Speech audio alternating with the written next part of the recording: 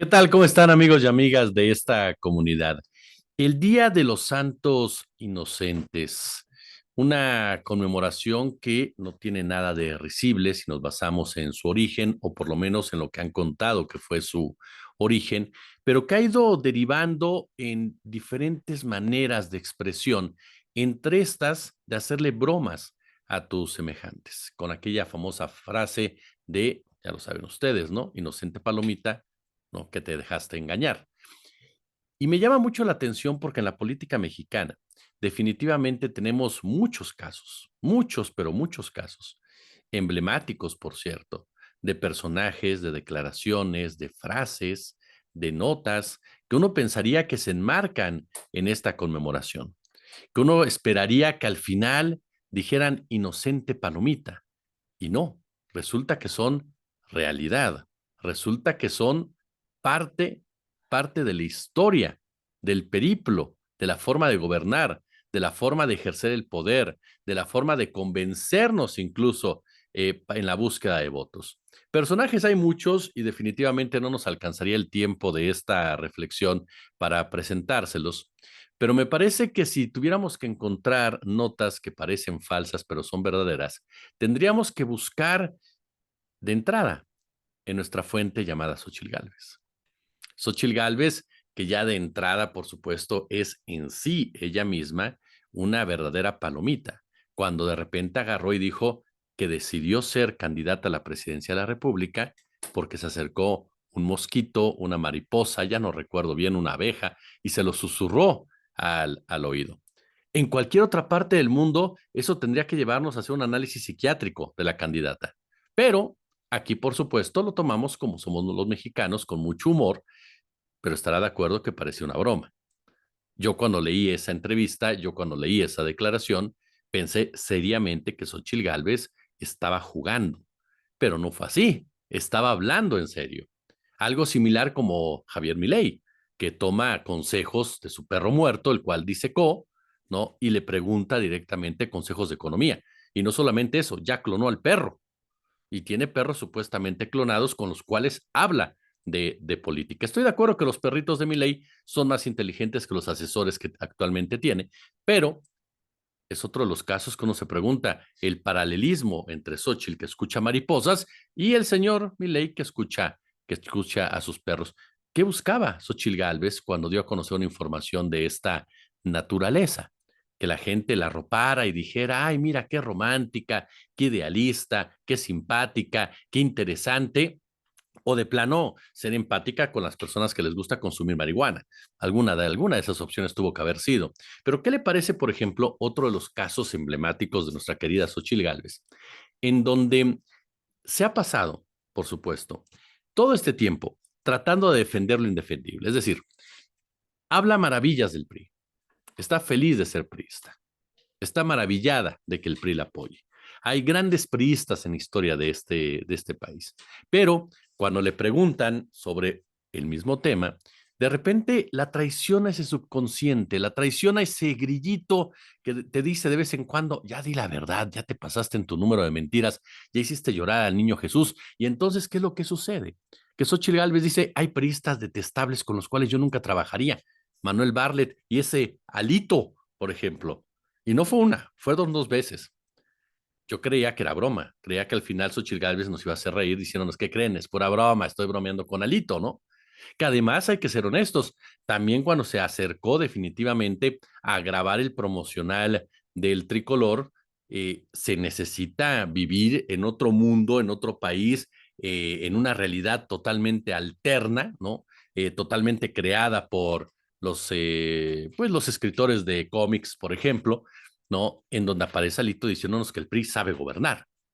Después de décadas y décadas y décadas de destruir el país, de verdad, qué coraje del señor Alito Moreno de pararse frente a una cámara y decirnos que el tricolor sí sabe hacer las cosas. Eso, insisto, solamente puede estar relacionado una de dos, o se juntó con la misma mariposa de Xochitl Gálvez, o de plano, no, llegó en estado inconveniente a grabar, porque no entiendo de dónde saca ninguno de los argumentos para poder justificar una declaración de ese tipo, pero sobre todo, la capacidad y el convencimiento con el que lo dice. Él sí siguió aquella frase de, tú dilo convencido, que seguramente alguien te va a creer.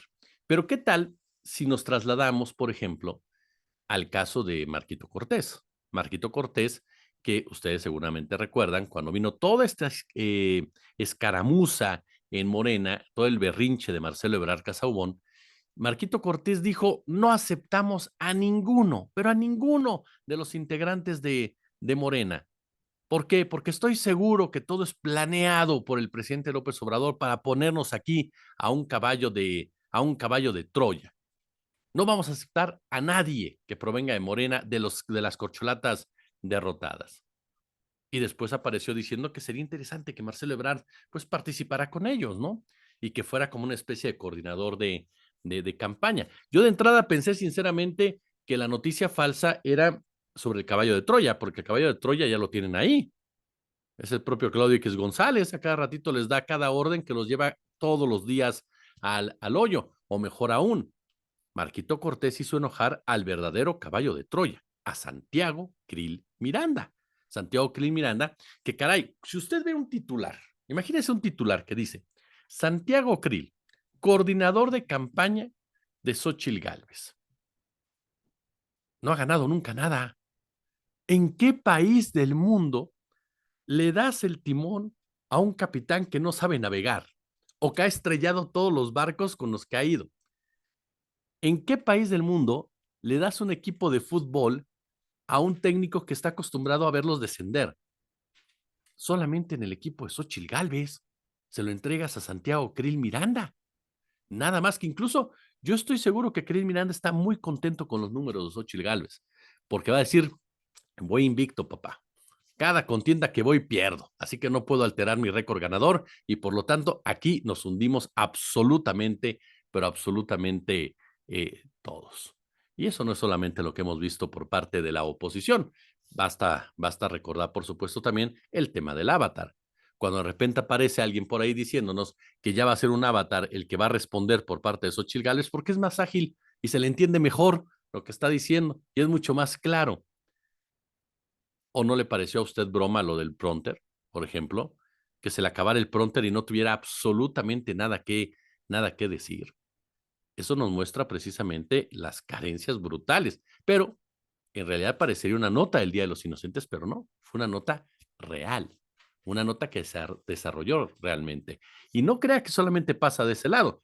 ¿Qué nos dice el señor Erubiel Ávila? Erubiel Ávila, que cuando Claudia Sheinbaum estaba compitiendo por la jefatura de gobierno, pues dijo que esa señora, así lo dijo, esa mujer, esa señora, no tiene capacidad de gobernar. Años después nos dice, no, la mejor para gobernar el país es Claudia Sheinbaum. Como todo mundo se le fue encima, pues resulta que en un video dice, es que hablé por hablar. La verdad es que ni siquiera conocía a Claudia Sheinbaum. Entonces, pues nada más declaré porque pues tenía que declarar algo. Y no cree usted que es lo único que nos topamos. ¿Qué tal la visita de los ovnis a la Cámara de Diputados?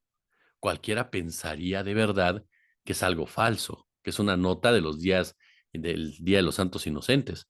Pues no, no fue así. Estuvo ahí el señor Jaime Maussan, apoyado por el diputado Gutiérrez Luna de Morena, que se veía feliz de la vida con las momias que le bajaron a los peruanos y que estaban felices, incluso llevaron hasta Claudio Yarto para tratar de convencernos con sus grandes dotes de astrónomo de que realmente existen los ovnis. Les faltó Mishanti, ¿no? Que es una gran astróloga, igual y por ahí le, le, le atinan algo, una gran, pero gran pitonisa que ahora anda en el Heraldo pronosticando lo que va a pasar en Venezuela. Imagínense, otra nota, Mishanti siendo analista internacional del Heraldo y hablando sobre lo que va a pasar en Venezuela con este conflicto tan serio que se está manejando. ¿Y qué tal Vicente Fox Quesada? Nuestro queridísimo, admiradísimo Vicente Fox Quesada, que todos los días hace el mayor esfuerzo para que descansemos con una sonrisa que nos lleva pues a bloquear un poco las preocupaciones de pensar que ese hombre fue presidente de este país, ¿no? Y la pena ajena sobre todo, cuando le quitaron su cuenta de Twitter, su cuenta de X, y todo porque nunca entendió por qué. Ahora sí que Vicente Fox dijo, ¿y yo por qué? Si yo solamente fui lo que soy, dije lo que dije. Imagínese usted una nota como del Día de los Santos Inocentes diciéndonos que Vicente Fox Quesada, no, que Vicente Fox Quesada le bajaron la cuenta de Twitter por discursos de odio, particularmente de violencia política de género. Pero de ahí pasamos también a otro más, Denise Dresser.